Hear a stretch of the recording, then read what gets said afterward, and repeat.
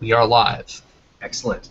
Hello, world. Another session of Niji Temple. Doing what Niji do, which is checking our peak pathway, but also doing human condition and mean of existent detective cases. So we have an interesting question today, and we always like to get into interesting questions because it takes us places all over the theory and outside the realm where theory currently is, and makes for some new insights. Always look forward to it.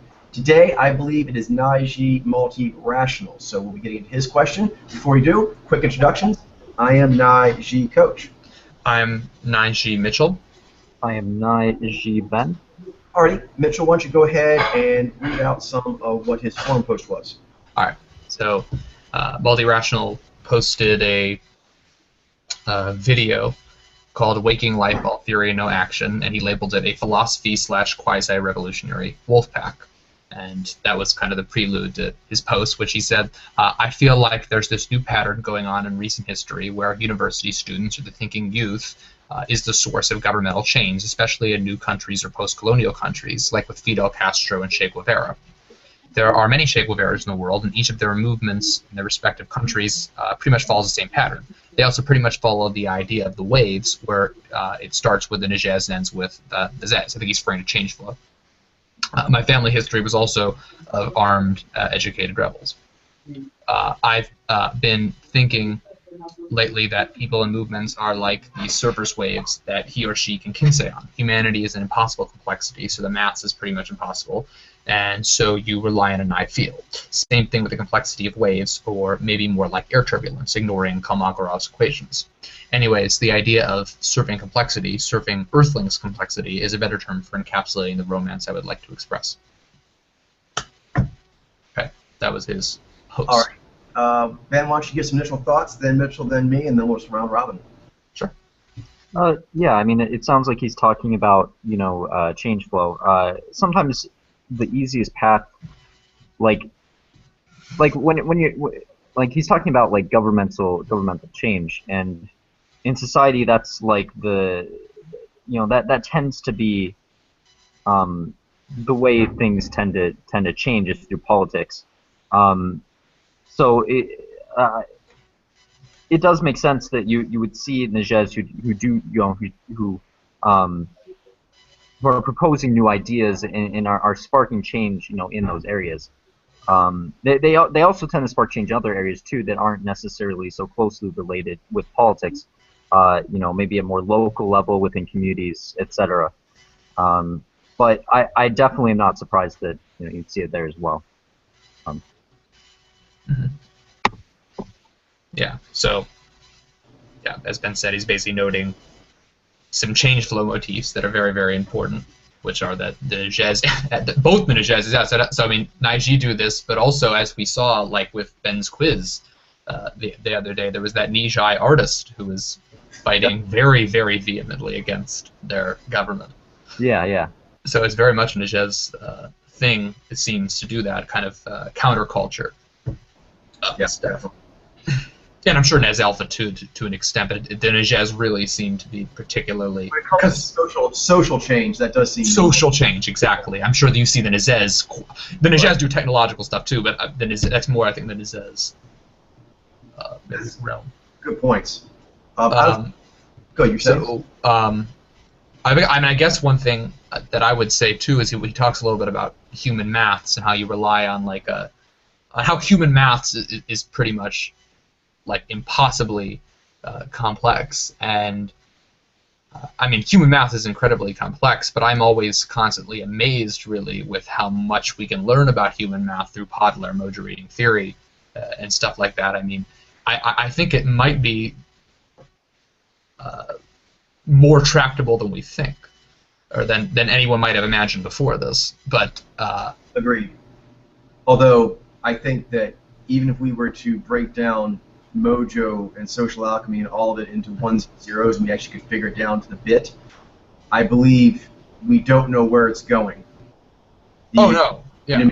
Where the random mutation, or in our case, if we take control of it, like the controlled evolution of humans, where could it go? Where should it go? So that part, I mean, there will always be mystery to what is it. Oh, there's a lot of mystery left. Yeah. So even if we actually right now were to figure out every one and zero of it, it keeps changing. So we'll never be able to actually keep up with the how much it can change and all the options natural law offers. There are these principles that he references, which are Kolmogorov complexity, and a lot of these stuff have to do with certain mathematical theorems relating to topics like irreducible complexity, of where you can get things in terms of ones and zeros up to a point, but you can't. There's a point at which, or I guess there's a point at which you can't, in a way. I don't know how to describe it well. It's not something I studied in depth, but right. I would say the as far as irreducible complexity, that's basically the question. Is it irreducible? So if you say you can't go to ones and zeros, I would say you can, because yeah, I would say you can. That's not. Can you identify all the ones and zeros? Because there's probably always going to be ones and zeros that we are not accounting for. Yes. Yeah. Right. So, and there's some ones and zeros that have to do with the change itself, like meta ones and zeros. I have a few thoughts, kind of talking more of the kind of particular angle he was taking as far as the change. I won't go into too long here. I'm kind of curious what you guys think as well. But things that jumped out. One is he mentioned this is a recent history phenomenon. No, this phenomenon has been going on as long as humans have been humans, and that includes Naiji being Naiji, or Nijez being Nijez. So it's not a recent phenomenon. I think it just means the governmental change, really. And that's what I'm saying. That's not a recent phenomenon. So as far back as Babylon, if Babylon was the way civilizations are, humans made that, and so when it got turned over to the next civilization, I'm sure Nijez were all up in that. So, but even that is small compared to like the extent to which I'm sure Nijez have been advancing socially throughout.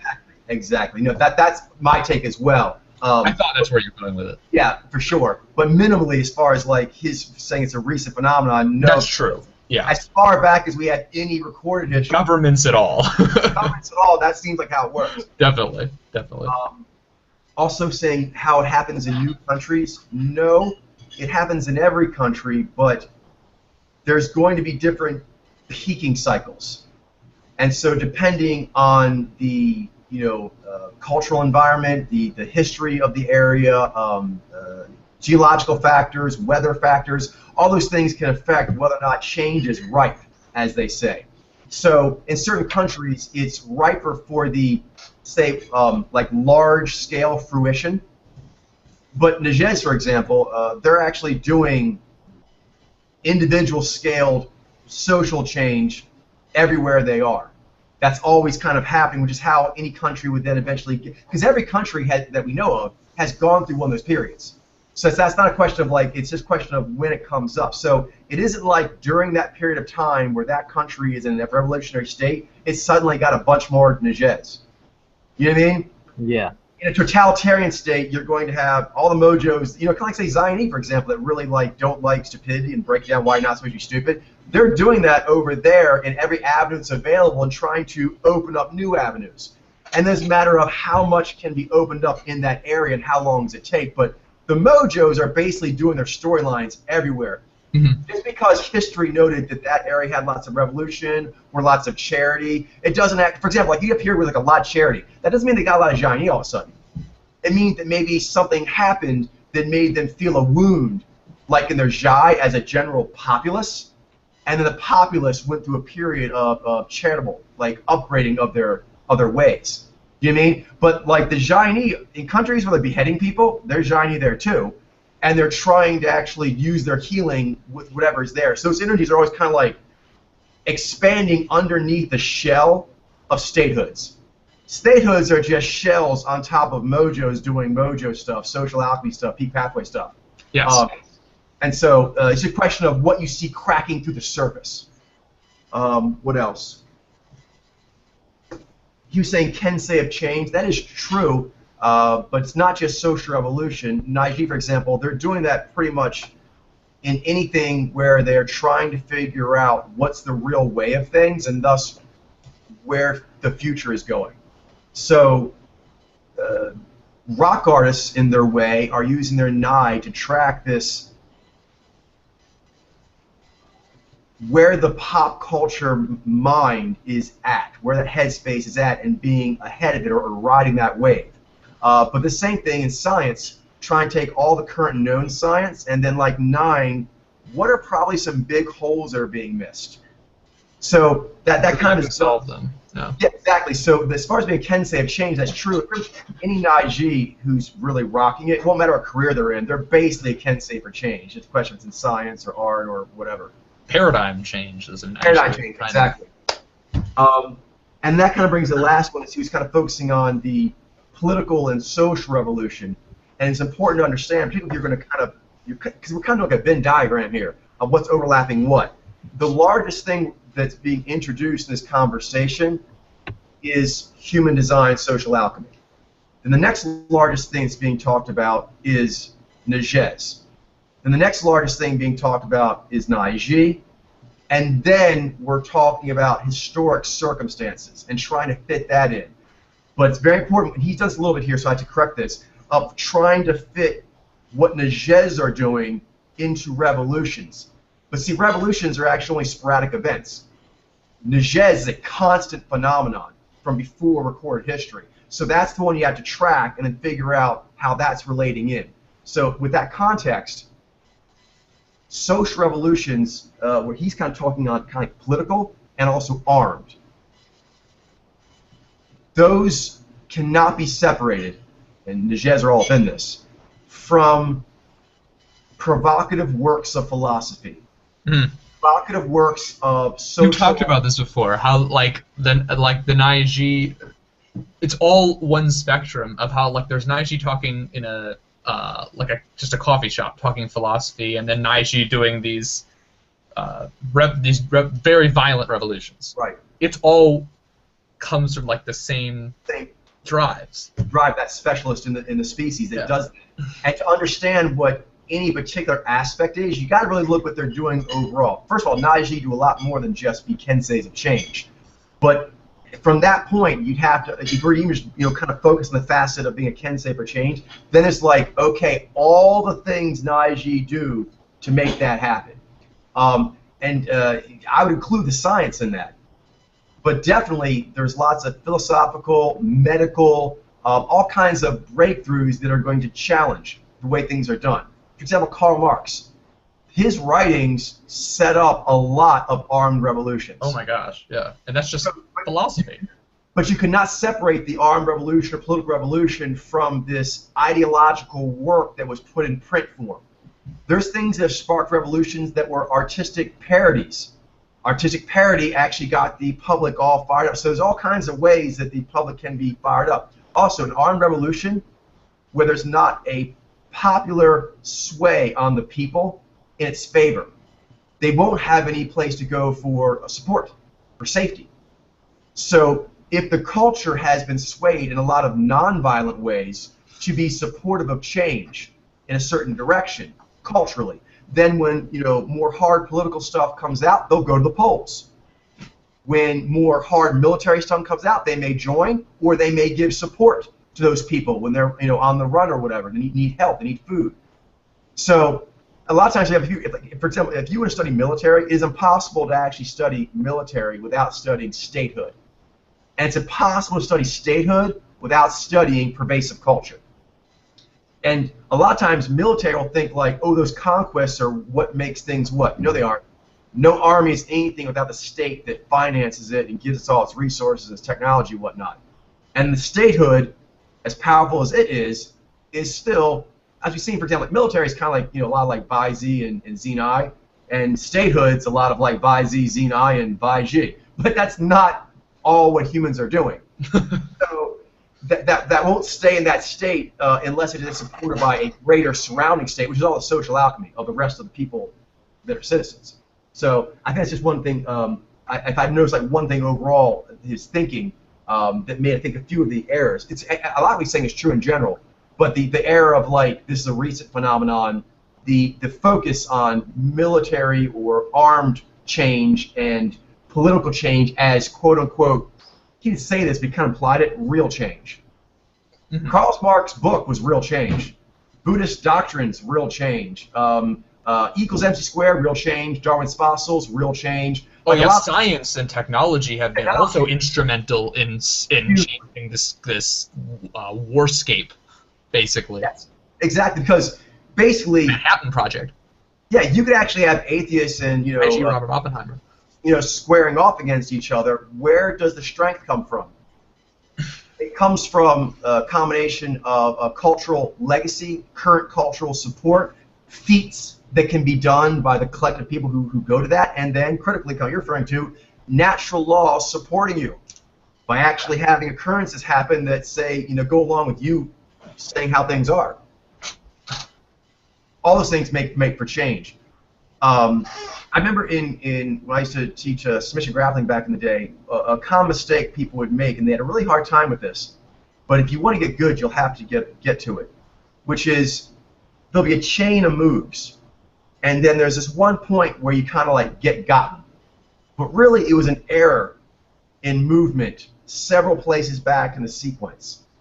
I'm sure, Mitchell, there's the same kind of thing in like tennis, also been in debate. You may get like spiked on at this point, but it was errors made several turns earlier that put you out of so true in tennis, I'll tell you that. That's true. You hit a bad return on their serve, and they're controlling the whole point, and maybe they hit a winner, but that winner was actually really easy. Where you screwed up was on the return. And a lot of times people have a hard time dealing with that because, one, you have to really nigh it of where did the error really come from, not where it hit me in the face. A lot of times where you messed up is subtle, like it's a whisper. The spike was in your face, but the screw-up that made the spike happen, that's a whisper, a tiny thing beforehand. Then once you're able to see that, often it involves changing the way you move. It's a fundamental error in the way you move. It sets up points against you. So you have to be aware of that. Does that make any sense? Yes. Yeah, like in debate, you're bound to anything you say in the round. Like that, they'll like if you screw up, you say something that like gives the opponent like the opportunity to like turn your case. Like later on, they can like punish you for it. So it's Definitely. Got the foresight. So on this, if I had to kind of sum it up, one that makes Nai-Ji, and really all Nai Mojos, particularly Nai Alpha, so powerful is at making prediction, and this is something I want to tell multi-rational so he can really use this power, because where he's able to see the correct answers better, is two things. One, do not accept givens that are given to you. Only accept givens that you get from dropping everything and just making a pure observation. I believe he's taking a lot of givens that are given to him through journalistic stories. You know what I mean? That's what's moving him. The other thing is showiness. Being moved by either V, displays that can be seen, or even G, where you see like mobs form or armed revolution, where like G power is enacted in a fist. Okay, those are very concentrated and overt ways things happen, but really things happen for their own reason. Those are just sort of like punch points. And so where he's kind of coming at these questions is the punch points of flare-up.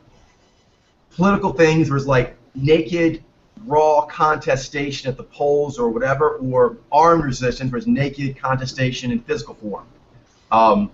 But why that's even happening and which side's going to win, actually the Nai and Zai will have a lot to say with natural laws, ruling principles on those things. Mm-hmm. Otherwise, what'll happen is, and I think this is what's happening with multi-rational here, but I think you'll see what we're talking about, and it'll upgrade him, is being surprised as opposed to seeing things coming.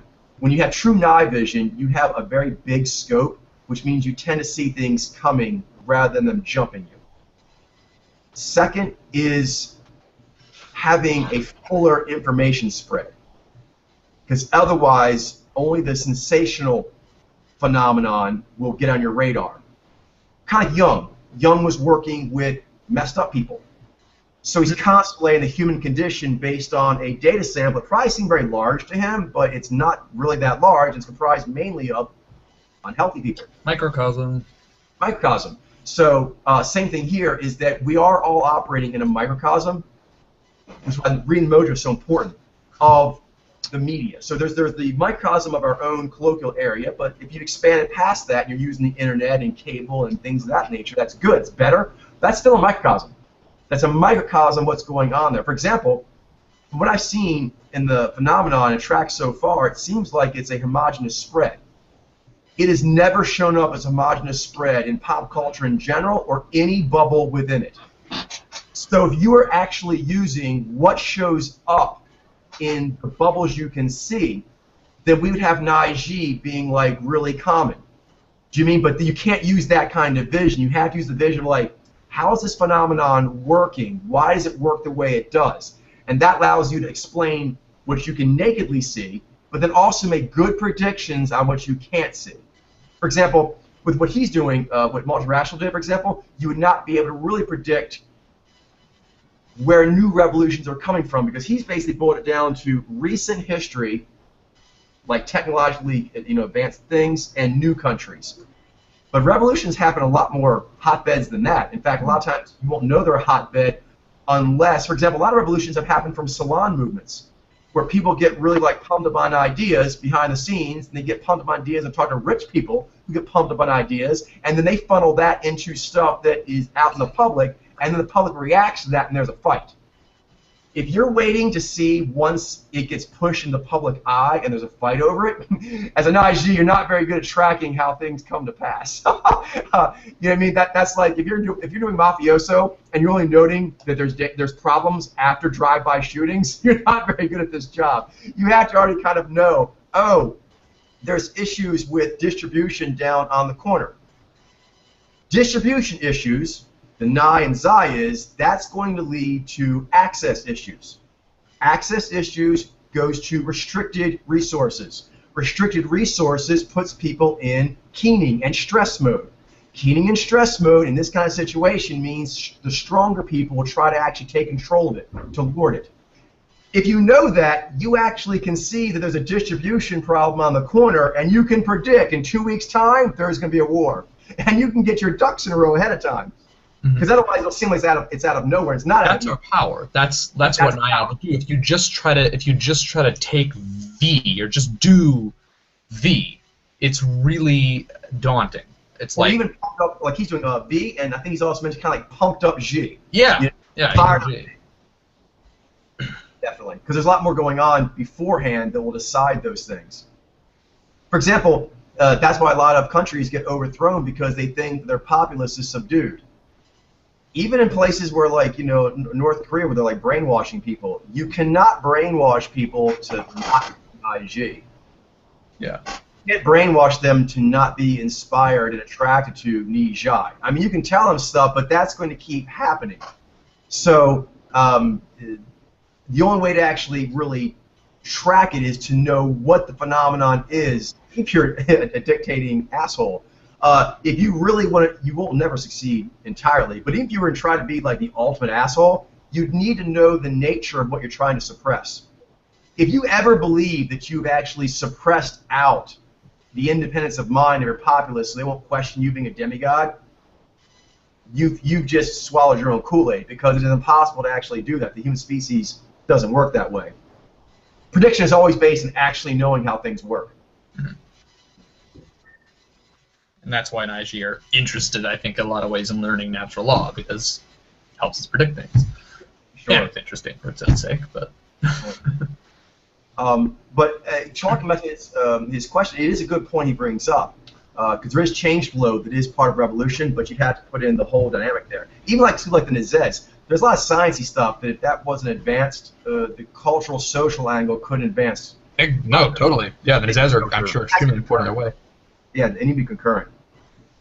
Also, you have to look at it as like a global consciousness, because from really thousands of years ago, the world got small enough that everyone knew what everyone was doing. Not like we do now, but pretty much, I'd say, a few thousand years ago, within a few weeks to maybe a few months, you knew the major wars, famines, economic blooming, trading, recession, whatever, of the major statehoods. I'm back by ancient Greece. People were aware of like the state of the major sectors out there. That's only become more so. That's important to note because a lot of times certain areas that may seem stable, they'll become unstable because they will feed off of the open revolution in another area. And that will actually stimulate them because they were kind of like just there like Najee twitching, and they realize exactly what they're supposed to do is twitching-ish, and they'll note another area that's twitching. Also, yes. Once an area opens up, you'll see a flood. This happens a lot where like one area will open up where they're allowing revolution, and all the Najee have been wanting revolution in their own area, like, I'm moving there now. I now live there because that's where the revolution is at. So there's a lot of factors outside of the exact because his thinking is a bit regional, and also recent history. You have to go with the long history, and then career-wise, there's lots of careers that are affecting the revolution besides strictly political or armed resistance. And then the different states, they're not acting independently. Every time revolution happens one part of the world, like for equality, you'll see the equality in other states start like rather than saying like, yeah, we want equality too. It isn't like they didn't always want it. It's just they maybe weren't brave enough to say it or didn't quite know how to do it. They see another person doing it, like, yes. But that urge, that Najee urge, for example, kind of like sound off about truth, that was just waiting. And they're like, ha, cell phone, this is awesome. Or I can do it in Berlin. I'll go to Berlin now. Or I can't do it in Berlin. I can do it over here. I'm going to go over there. So kind of like if you understand like different ocean animals, you do need to understand like the animal itself and like the local region, but you'll need to understand migration patterns. And you'll need to understand seasonal patterns. If you don't understand like year-long and sometimes 5-year-long or more migration patterns, and also like 5, 10, 20-year-long minimum, weather patterns, you won't understand what's going on with that creature, because they are beholden to the larger phenomenon, like riding the air currents, riding the underwater tidal currents. That's how they do what they do. And then you look at in the future, you can look at stuff like that and predict, and then when stuff comes up, you can navigate it better. Like now, like another thing like that Nijez are doing a really big into right now is like the internet and changing that, and that's definitely going to be the internet and virtual environments. It's pretty obvious that's going to be kind of a hotbed for stuff to come in the future. Definitely. And one thing that really is awesome about it, Podlair is maximizing it, I think in the highest level it's ever been used for, is the internet as a global research tool. Using all that media, which seems like a lot of different media, different things, but if you're actually trying to understand humans, basically that is the best media drop of the human condition that's ever been done in the history of humans.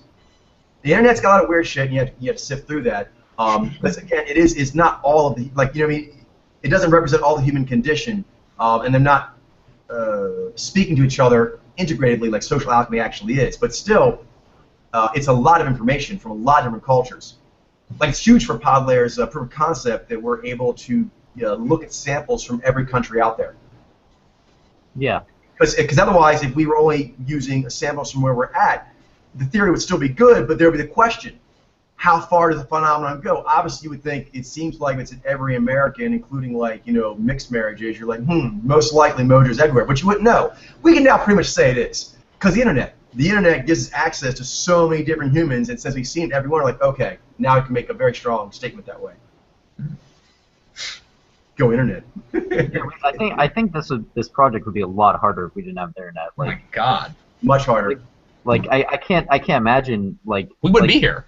Yeah, like you would have never have met Mitchell or myself or like maybe not even a Davis. anyone else other than like the people you met at Central. So yeah, it's true. So it's fascinating. It just allows you to reach so much further as far as like who can like stumble across your work, and it's like you can reach anyone, like anyone who has internet access. So it's something the Nijai often say there, that the head of this, or I've heard them say this, is that how it gives people a voice. Just that's something Nijai are big on. that's why also it's so important. I know a lot of you guys are really keen on this, which is the states are trying to control, or they want to, the bandwidth. And the reason is there's a lot of things that states just normally, statehoods could control, but now people can do it on their own, and they're losing a lot of power. Most people who have internet over time will consistently start going away from major chains, away from brick and mortar places, because they have more options, they can do things easier. University systems, and so they're going to use it. So it kind of like additional, power. No, that's funny. It's like undermining like so much. It undermines so much of like that's like what divide. people have established. Yeah. It's true. Well, I mean, one thing the internet has that Nige have always been big into, I'm sure, because we've been into it everything in recorded history, is basically saying what needs to be said in an anonymous way. So, for example, Nige have always been to theater, and theater has always been a way to express ideas without directly expressing them. Nige really liked operating in that space. When it came to books, I'm sure a lot of the famous books that rocked the world's world and very often were authored by anonymous were probably Nige like, honestly, pseudonyms. Yeah, exactly. I'm going to mess the world up, but I don't really want them to hit back at me when I do this. So the internet, it's kind of like the highest representation of that. Like, you can just put your voice out there. You know what I mean? You don't have to actually like put yourself out there in a physical way.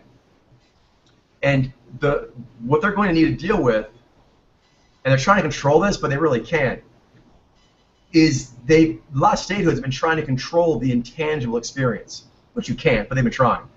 The internet is sort of like a physical representation of the intangible experience that statehoods try to control but can't. That's awesome. It is, and it's becoming more and more of like a place. And one thing they're going to have to deal with is, I did this a bit in my own way growing up, but it's much easier now. I basically knew the world was stupid, and I tried to avoid its signal to do my own research. So I immersed myself in media. And I grew up in a time period where you could do that, where you could actually, like, even my parents weren't able to do that, where there was enough digital media of humans doing stuff that you could just watch, music videos, video games, movies, TV, whatever. You go down the mall, and you can just pretty much see tons of humans whenever you want.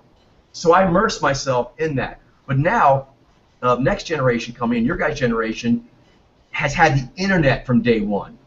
And it's going to increase what I was able to do, which is basically creating a virtual statehood, to where you spend enough time using this interface that's really the terrain you recognize as home. Talking on the forums, talking on Google, those kinds of things, that's actually one of your main interfaces. So you have your handhelds, you've got your notepads, you've got your desktops, and all of them are basically allowing you more and more. This is not just the internet, because you guys grew up during that. The generation that's being born right now, like today, they're going to grow up in the internet where you have very real simulation of being in the same room with a person when you're not. And so it's going to increase again this virtual statehood. These are your friends. Like when you wake up in the morning, you get your cup of whatever, and you go online, and you actually go on Google, and you start chatting with all your friends. Like that's how you know most of your friends. It's how you meet most of your friends. You spend a lot of your time with your friends in that area. So something like Brazil. And they imagine being on the beach with the sun, having a barbecue with their friends. But this generation, the one in like the technologically advanced societies, they're actually raised on, ooh, I played World of Warcraft with my friends. I did Google Hangouts with my friends. Like that's your country. And so all the terra firma states they're going to deal with that. First is the issue that all the terra firma has been taken. So now they're stuck in a really stagnant pattern of trying to kind of milk the same cow over and over again. And then they used to, when they had that issue, they would just go take over another place. The problem is everyone's got such badass weaponry now, and war is so bad, then you don't really want to do that. So most of the major countries don't do warfare. Only countries are still operating with machetes and Yeah. But countries are operating with like nukes and shit. You're like, no. We're not going to get into that. We're not getting into that. That'll just level out. And there it is, technology changing the landscape again. Yep, exactly. So, yeah, it's fascinating. Nige did that too. Ironically, nuclear weapons are actually preventing people from going to war. So I don't know. I know. Because it's making them. I still don't think we should be. Yeah, I have strong opinions against having nuclear weapons like this. I agree, and I don't like them either. But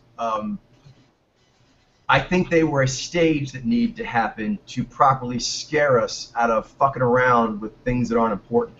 Mm-hmm. Because you're messing around with, oh, I need to take over country B to my left so I can get their gold mines.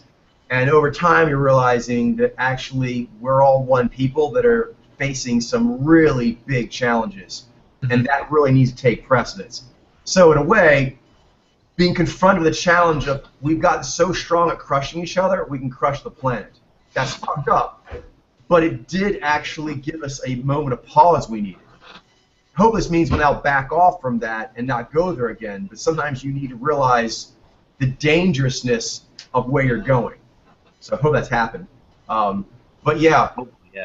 The statehoods, though, they're still going to have to do this. Like, can you imagine, like, if we, like, what would happen if we got into an actual nuclear war? Like, what would, I mean, it's like... When it worked for the first time, the scientists were, like, they were both amazed, but absolutely horrified. They were, like, paralyzed. Like, Richard Feynman, I think, had this whole account I read before. What he realized, you don't really, until it happened, you don't really get it. And now, like, you realize what's going on. That's like why you need. That's why you need the Vez powers. Yep. Speaking of that, is there was a Vaiji. That's annoying. I can't think of his name. He's a really big businessman. Ted Turner. And he said something really good that I really liked. And to me, it's a person who's like apex at what they kind of do. And the kind of thinking you need to have. I think you mentioned him before. Yeah, he's talking about warfare, and he's like, it's just so stupid because that's the mindset of small people. Because once you actually take your game higher, it's like you have to become allies with people because they have things you need, and they can build stuff with you. And if you take them away, you get a small gain, but as far as like business, you don't make big gains. Because big gains comes from actually making allies where you can actually build more stuff and get more of the market share. War destroys resource and destroys market share of the audience. That's just stupid. So, well said. But I think a lot of people, they're kind of stuck in that kind of mindset. And the internet, I think, is basically like the new... Religions are another source of that. What is that? I'm sorry? I said religions are another source of that. For sure. that we haven't mentioned. That's why they love countries that are very oppressive. They obviously don't like the internet because it brings in ideas. Mm-hmm. And if your ideas are strong, then it shouldn't be an issue. Like, for example, like Mojo. Mojo is. Seeing the internet in its earlier, goofier stages doesn't change what the human condition is. It doesn't, like, affect it that way. But a lot of cultures, you know, where they have, say, religious beliefs that are based on really just cultural legacy, then yes, if another culture comes in, it can erode your culture or it can merge with it and make something new and different. But if you're saying equals MC squared, that's like your religion, then you can actually have pornography on the internet, you can have comedy on the internet, you can have, you know, action-adventure movies that have no plot on the internet. None of that's going to make a dent on equals MC squared. You know what I mean? None of that's going to make a dent on Fossils or Mojo. It's only when it's actually something that's really a position you never really had, except you made people believe it was true. Then they see other ideas, they start doubting. There you go. You feel a need to have improper respect given to something that doesn't actually hold. Couldn't say it better. Yep. Because, for example, like, if people make fun of Mojo, they're not making fun of Mojo because they're using their Mojo to make fun of Mojo. It's not going to go away. It can't go away. Go away. I mean, all you're doing is just doing Mojo, and except you're doing it that way. But things that are getting respect they shouldn't, then if you don't do them that way, then yes. Christianity, you make fun of it enough, I mean, What's there to come back from? Yeah. It's gone. It is. I think the religions can be helpful in a way, and I think that they have been used by humans for helpful reasons. But you have to also counter that with humans don't really know what the human condition is and how productive harmony is supposed to go and how we're wired. So when they found various things like gunpowder, like ships, like navigation, they try to make quick, easy money, whatever that meant at their time and place. So religion, you can't possibly study history and not note that religion's been used that over and over again. I don't know why people who have a particular religion don't note that. You know what I mean? To me, and that's a founding principle for anyone who wants to be Baudelaire but still wants to use their cultural religious background as a vehicle for that. You can do that, but one thing you'll have to kind of accept is that these are all human attempts to understand something far greater than anything that modern language up till now has been able to think of. And there's stuff that Baudelaire doesn't have. Phenomena we don't see yet. There's not even words for it yet. So that, I mean, there has to be an understanding that humans were trying to define these religious things in in certain ways when they were clearly working with a limited capacity to define existence. That has to be registered. And then the other one is that, you know, if you don't have a checking system in place, I'm not saying it has to be like science, but spirituality and science must agree to secret principles, and one of the founding things is prediction. And if you have prediction or don't have prediction, you don't use a scientific method, but your method, whatever it is, needs to have prediction. Otherwise, why are we listening to you? There just simply must be that. So that's something that you can use for any, like religion. Does this work for you? Okay, then we should be able to predict superior code of conduct. You know what I mean? For example, in certain religions, they do have better code of conduct in certain things. Other things they don't. And so there needs to be like a noting of how much does this influence me for the good and is coming from natural law versus all the humans that interpreted Christianity. Try to interpret what that meant. Okay, so they're first of all trying to interpret something they really can't get their head around. That has to be accepted. And then, what is the difference between anyone, science or spirituality, saying anything other than prediction? Nothing. So to actually ask anyone to convert or capitulate to your point of view when you actually cannot demonstrate prediction is just silly. What do you have to show for it? Yeah, we have to show for it. So, but I am open to you know, next he asked that I do that, be open to cultural backgrounds, different religious models in order they use that as a vehicle. But it must be a vehicle for highest truth, and that means you're going to have to upgrade that puppy. Because it's just a fact that misogyny, for example, misogyny is in a lot of the holy books of different models, and it's done by like the legacy of most of the practitioners in it over their history. But the data does not support this. Of the human condition, like the observable data with like half of women being directed, half of men being adaptive, which goes against most cultural legacies of guys being directed versus ladies being adaptive. Okay, so all of you are going to have to rewrite your books. You're going to add updates to it. So anyone who's not willing to do that, they failed the first seeker test, which is you have to want highest truth, and as a part of that, you're going to have to update. Anytime you say, I serve God, and that doesn't mean highest truth, you're wrong. And then when I say God, for me that means highest truth, okay, then you must live by secret principles.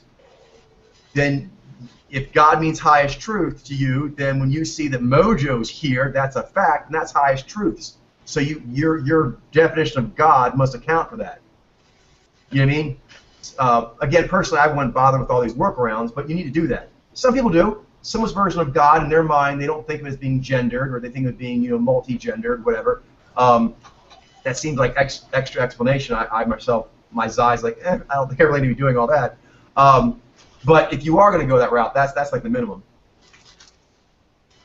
Otherwise, it sounds like it's unrelated to multi-rationalist question, but it's actually not. What he was doing was taking journalistic stories, specific ones, and trying to make the mojo phenomenon fit that. You must always study the mojo phenomenon and then study other things that it relates to that are smaller. And that refers to religion. Religion is a mass attempt to be seekers of highest truth. And at any point you think you're doing like I'm doing Buddhism, then you've done something other than highest truth. And I don't think anyone, if they really look inside themselves, can really explain why you would take God over highest truth, why you would take Buddhism over highest truth, why you would take atheism over highest truth. Because atheists are going to get over themselves as far as like there not being a spiritual experience. A lot of things religions do are stupid and therefore, are open to be critiqued, and atheists are welcome to do so. But there's stuff they're missing, and they'll have to upgrade themselves as well. If not, then you're married to being an atheist or a Christian or a Buddhist more than you are to highest truth. And right then, you lost. And you can't possibly expect me or any like Pod Lair to respect that. And you can't expect anyone else to respect you either. I mean, why would you? Myself, I'm always open to being taught something. But I need to be shown. I need to be shown what it is. You can't just say cuz. Because it seems to me that always seems to come from laziness or fear. Like you just got taught that, and that's just a bunch of fucking cargo in your head. It would just be a big pain in the ass to take all the cargo out and dust it off and look at each package and see if you really want it to be there. Yeah, it's a lot of effort. It's called being a seeker. Get to it. Or scared. If I start moving those boxes, like, my demons will kick me in the nuts, my mom will say I'm an ass, my church will disown me. So basically, you're not going to do it because you're scared. So laziness and fear should never be a reason to make decisions. Or scared that you don't have the answers you actually think you do. Yes, that's the new one, and you're afraid of the discomfort of that, having to confront, like, I may just have to deal with a lot more unknown than I was prepared for. Well, it is what it is.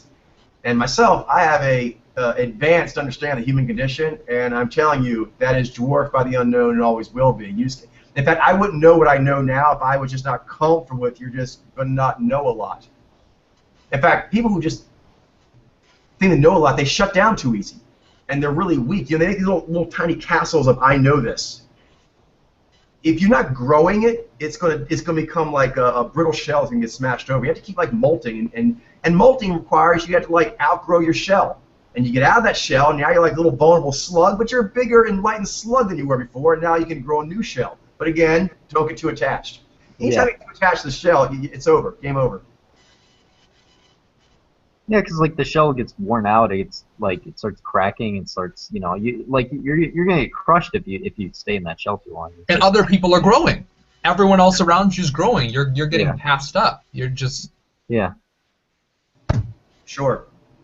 And so it offered, stability and protection, so you want to have that to a degree, but over time it actually becomes like a prison, a weight you're carrying around. Yeah, it becomes like a liability to you. It is. It's like Mitchell alludes to. It's uncomfortable to like say I don't know, because that's the cracking of the shell, or the slipping out of it. Your ego. You quasi-know. You do, and you're going to be all vulnerable and squishy, but that's how you grow. And that's how the truth gets in there. Because no matter how perfectly you try to build your shell of truth, it's still a shell. And over time, it'll start becoming impermeable to new truth. So it'll restrict you from growing, and it keeps that nutrient you need, new truth. New truth's got to keep getting to you.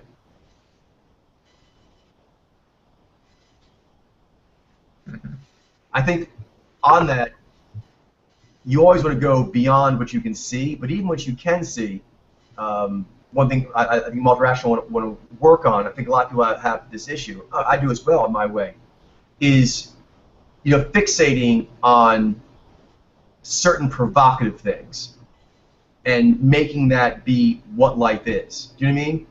Yeah. One thing that helped me that early on was actually my dad. he was very insightful in certain ways, but there are certain things were also traps for him. One of those traps was he had an extensive background in law enforcement. He did a lot of gritty stuff, and as a course of that, his NIE was really trained on noting actual or maybe imagined illicit behavior in people. And he felt that he was insightful, and he was to a degree, but the pervasiveness of that search pattern made for a very poor research canvassing of the human condition. It's just like, for example, when he was asking about Podler, he immediately frequently goes to the subject of lie detection. People have asked me about that when I told them about it in my family. And it's fixating on a parlor trick and making that like the passing bar of whether or not you've actually got something true and pervasive. And I'm like, that's so small compared to what it actually is. And so what it's looking for is like a got you or a trick. So like, for example, like noting illicit behavior in people, noting who might be having an affair, who might actually be a drug addict, and like saying, aha, when it comes out later, I knew that, I knew that. Well, I mean, if you go around actually just really looking for that people and making that guess a lot, then you're going to guess that at some point. But that's your lens. But it doesn't. It makes your lens cloudy and very, very small. And like as far as the rotation, it's like stuck. It's like stuck on one patch of the sky doing the same read over and over again. And you'll miss things that you could be looking for that are more important. For sure. In lie detection, I mean, like some of the methods that they use are somewhat like just like correlations. You know, like people will tend to do this sort of thing. But I mean, if you like find someone who like is masking those cues, or just isn't doing, is choosing not to behave that way, to better make you believe that they're telling the truth, then you could be wrong, right? So you're like just Nige screws tests up all the time. Oh, like Coach said with the Nye Alpha, with the Lie to Me show. Yeah. You were saying that Nige, like, they're not looking at people when they're talking. I mean, that exactly, means lying, really? Okay. Because right now, Nige are hard to read that way because one, we're so twitchy that it'll send off all kinds of signals that aren't really meaning anything to you. Or we can control our twitchiness, which means we won't be showing anything, including any tells. So we're either going to give you like a multitude of just crazy tells galore, or just nothing. So, no, it's silly. You seem to be deceptive. Well, I'm always deceptive. That's I'm always kind of who I am. I'm so high. I do. I'm a Nige. I have a lot of shit to hide. That just means it's Tuesday. But it all comes back to and relates to multi-rationalist thing in a way, to religion in a way, lie detection in a way, noticing illicit behavior people in a way. It all is one thing. It's defining the search instead of allowing the search to define you. If you go with highest truth and you look at a case that's presented as, I don't know, a murder mystery, if you come from highest truth, you may realize this is actually an embezzling case, or this is actually a hoax case. If you become fixated on who killed this person, you'll make someone the killer, as opposed to what the fuck is going on here? That's the question. Why did they kill a person? Why did the... No. Even more than that. Because what if it isn't really a murder? Well, it could be a fake, too. The question that Nye always comes with, this is the heart of abductive reasoning. What is this? What's going on? What's going on? And I'm not going to put out any category. Without, I guess it's kind of the fundamental there. Without establishing any categories, I'm just going to ask, what is this? And then the answer gives me the category. Because a lot of times the category is crime of murder of passion, murder for money, murder to guard secrets. Oh, it's not a murder. This person faked their death and left the country. Yeah. But to catch that, you cannot be focused on it's this case. So if you go into like it's God. I remember like one of the debates about is Islam a religion of peace, and one argument that was made against the people representing Islam is the principle. You can't drop that to actually just look at something naked. It's not allowed. then how are we ever going to like really bond as two seekers that are trying to figure out the answer of it all together? Because you basically already have an answer, and now you're trying to convince me. And then you're going to go look at data and try to get data that's going to agree with you. Okay, there's no point in that. There's no point in that. So if you go into a room and look for people who are lying, you will find them. But that's not the heart and soul of social alchemy. No, like there was that one Naiji lady who talks about like the person she opens her talk on lying with the person to your right is a liar, the person to your left is a liar, you're a liar, we're all liars. But I mean, the point isn't just lie detecting; it's really truth seeking. It is. Really what's one of the things she said. Mitchell, that was beautiful. That's what she said. And it's true, and that gets back to kind of like saying like thing like looking for people doing illicit behavior. You're focusing on negative, which one is going to skew the results in general. It's also going to skew your skill set, because your skill set is basically developed to keep finding that target. As opposed to if you find out more about the human condition, you'll change your priorities. That's one of the hearts of naive-deductive reasoning, is realizing what the actual priority is. Because generally, this gets back to like, say, multi-rational, watching out for like, say, more overt, lurid things, military actions, whatever. They count. They're definitely data points, but not letting them arrest your attention or hold it for too long as compared to all the other factors and influences that are going on. You guys notice it's one thing that's a big benefit for Mojo reading. There's all kinds of like racial stuff and things they say about their career, and oh my God, yeah. that's much louder than the answer of their physiological cues. You actually have to be able to hear that softer signal because that's the one that actually counts. Mm-hmm. And a lot of times it's soft and hard, as opposed to firm and easy. You know what I mean? Like, they have this kind of jacket, or oh, they have this kind of career. It's like easy to hold on You to. just knock that off, yeah. Yeah, and it's comfortable. But the real answer is often more subtle, so it's hard to see. And then when you note it, there's a desire to go away from it because a lot of times it might be uncomfortable. Yeah, ironically, it almost makes you feel less sure of yourself. It's like, but at the same time, it's like, if you did that, I mean, and you're actually being open to those voices and really considering them, you'll more consistently get the right answers, despite the discomfort. For sure. And again, like, I don't know what's happening in the afterlife. I have speculations and so forth, but as I've said before, you can track trends that you do know in certain areas that link up to other areas you can't see, and you can make some good predictions on that. So, for example, one thing I've mentioned a lot of, like, say, religious models is you have to note that religious models from previous times in history did a lot of stupid stuff that was later realized to be stupid. Even in people's own current religion, they'll be like, oh, in the past, people didn't do it right. So, like, noting that there's a history of humans not doing stuff right at the time they're doing it, thinking that they're doing it right. And going, kind of like aliens, is there one in me? You have to ask yourself, if you're not asking yourself this on a regular basis, then you got gotten. What's got me?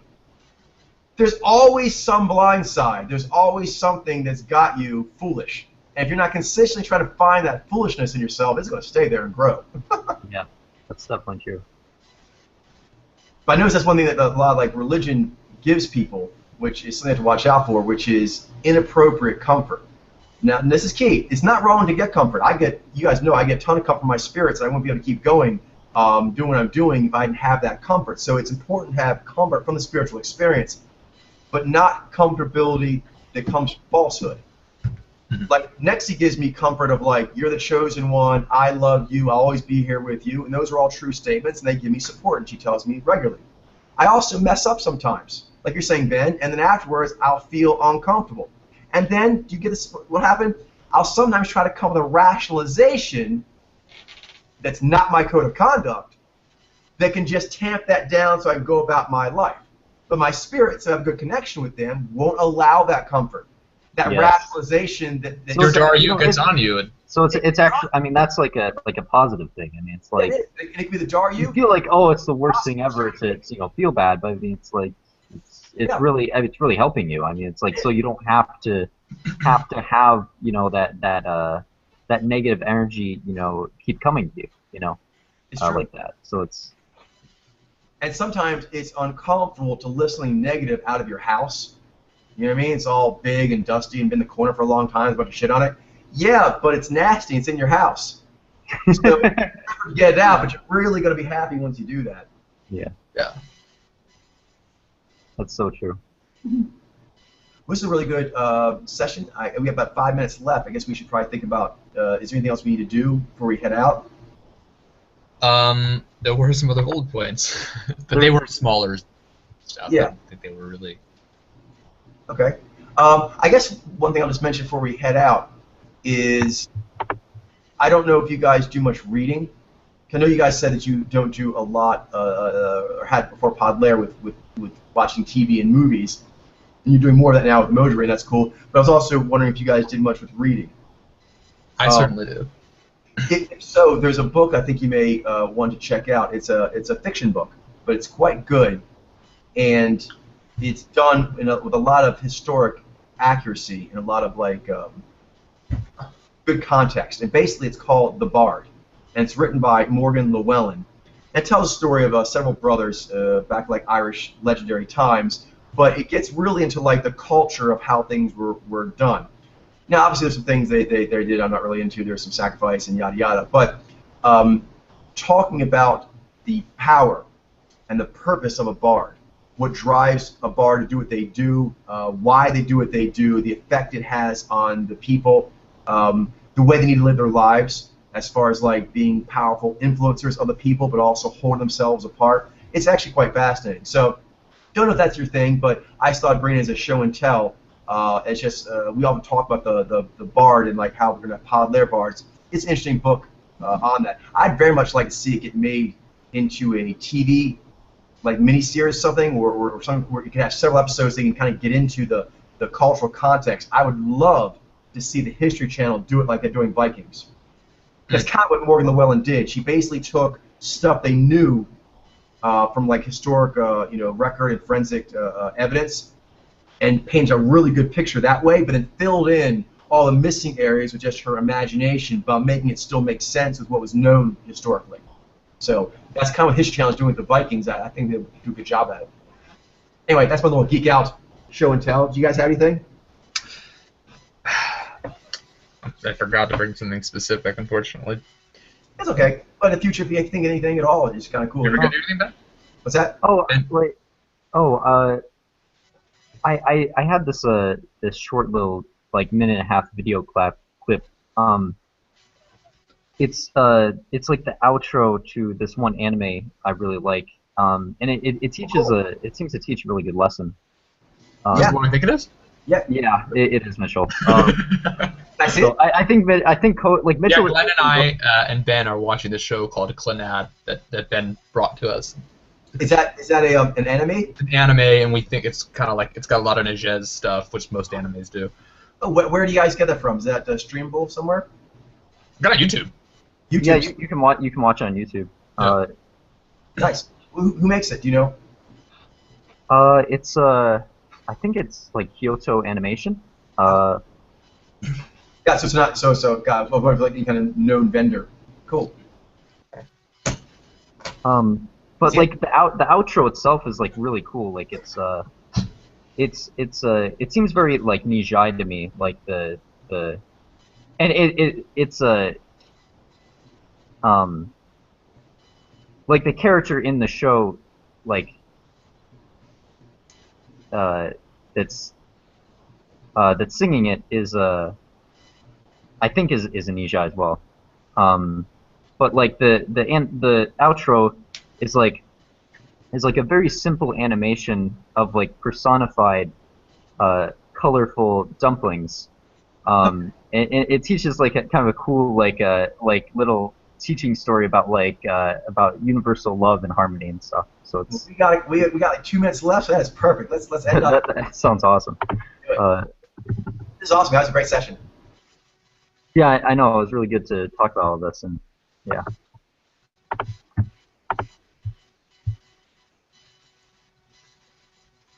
Let's see if I can pull it up on YouTube.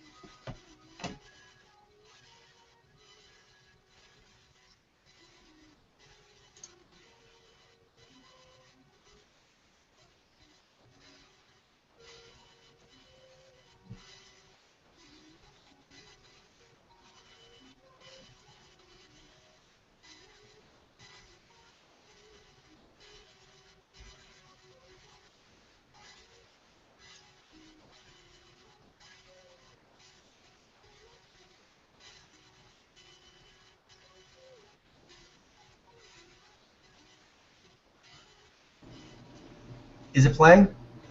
Oh, you're not seeing it? You're not seeing it, Coach? Is it in YouTube? Yeah.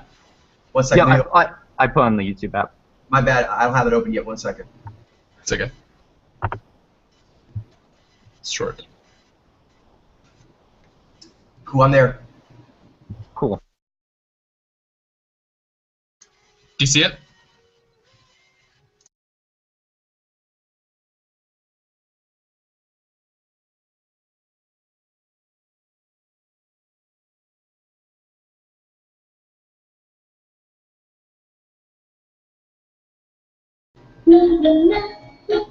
Jolene? You come here real quick? If you can watch it, please. I share this, Jolene. Can we start from the beginning? Yeah, let's start from being here. All right. This is an anime they're watching called Nod, and it actually has normal like anime you normally see. This is like the end credits thing, and this is like anyway. Go ahead. Take it away.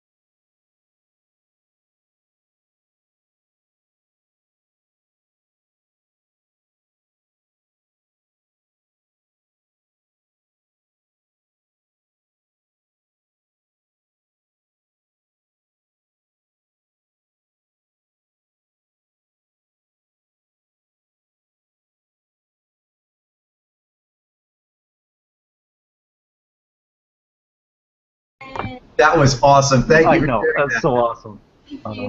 Yeah, so I think this would be kind of cool to do at the end, to have a little show and tell nuggets. It's a nice way to kind of set it off. That was wonderful. Thank you.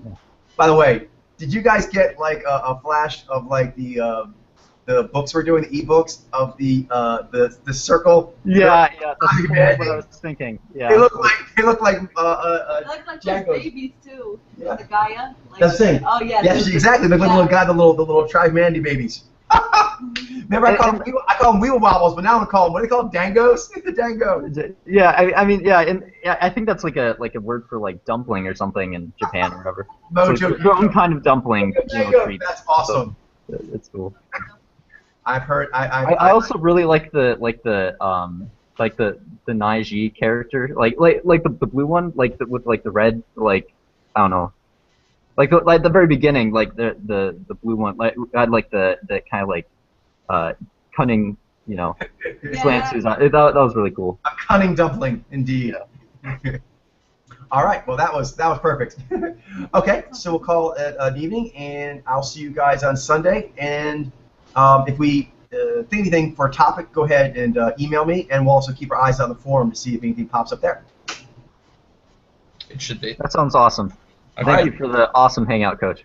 Totally. And Mitchell as well. And it will definitely, we'll make sure we do Glenn's question next time. Yeah. All right. Oh, yeah, for sure. Be We should around. get to that. Have a great night, everyone. Hi, Have guys. a great night.